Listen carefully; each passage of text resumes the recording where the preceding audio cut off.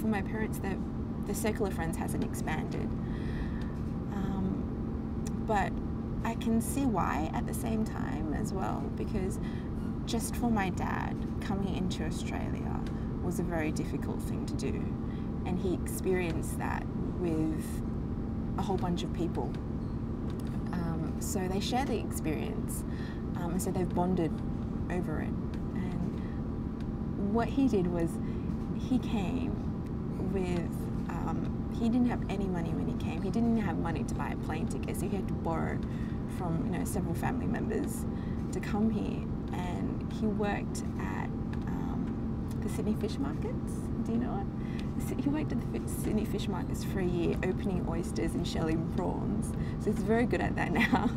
He worked really hard for a year, was able to pay back his loan, save up enough money to buy my plane ticket and my mum's plane ticket and bring us over to Australia and house us and feed us all by himself. So I think just that he has my utmost respect for it, because it's really difficult to sort of come to another country, with no support system.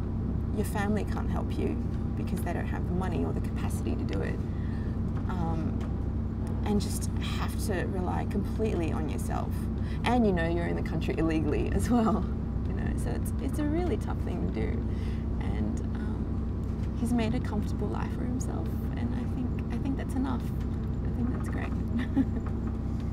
When I look at you, you yourself have a total power. You have control. In a way.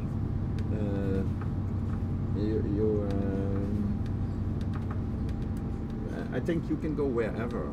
Do you have the feeling you can go back to China? You can go to other parts of the world. How is it? How do you feel? You are, in a way, a new type of migrant. Yes, I think you can hop global wherever. migrant. Yes. Do you feel that? Tell me about it. Compared to your father, it was for him. Which you showed, said, I see that for him it was a life decision. Yes, it was. That's right. That's exactly what it was. It's like you can't compare. Okay, my question is, I'd like to hear it for him. And how is it? And you are not totally different type, thanks to him, but you're also in another era. Yeah, exactly. It's a completely different era. He is.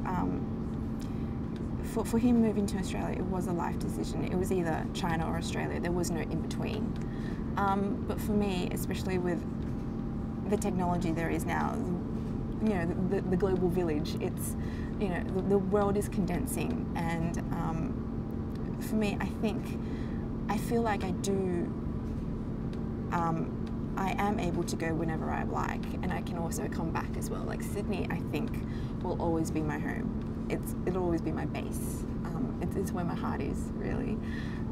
But that doesn't mean that I can't go live in Amsterdam for 5 years, or go be in Shanghai for another 10. And I feel like that I'm quite lucky to be able to do that, and hopefully with my job as well.